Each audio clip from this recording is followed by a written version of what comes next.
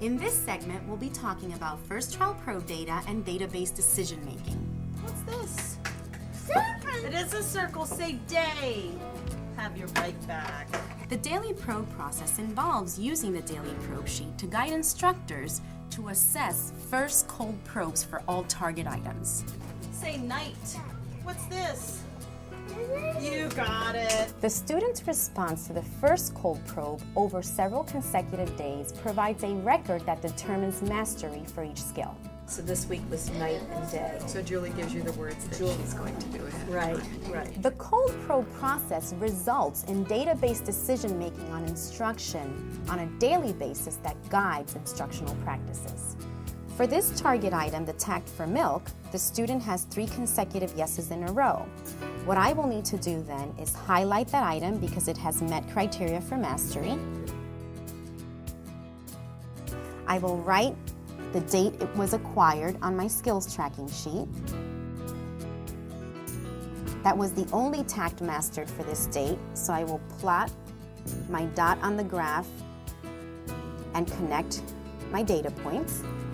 And then I will introduce the next skill on that skills tracking sheet for tacts, which is grapes. So I'll write the date I'm introducing it and add that target item to my probe sheet. Do this one. Good job. Seth on cold probe data has 3 consecutive yeses on his data sheet. We highlighted the skill to show that it was mastered. We wrote the date on the skill tracking sheet that it was mastered and also put a number next to it to show the cumulative number of skills mastered. We dropped a dot on our graph to show the increase in 1 new skill for this day.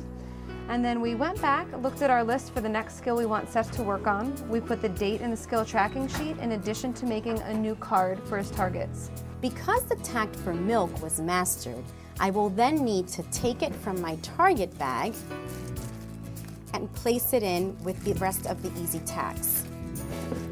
So I will immediately put that with the other pictures. And then I will need to get the picture for the next tact, which is grapes, from future targets that I have already pre-selected, and place it in my target bag.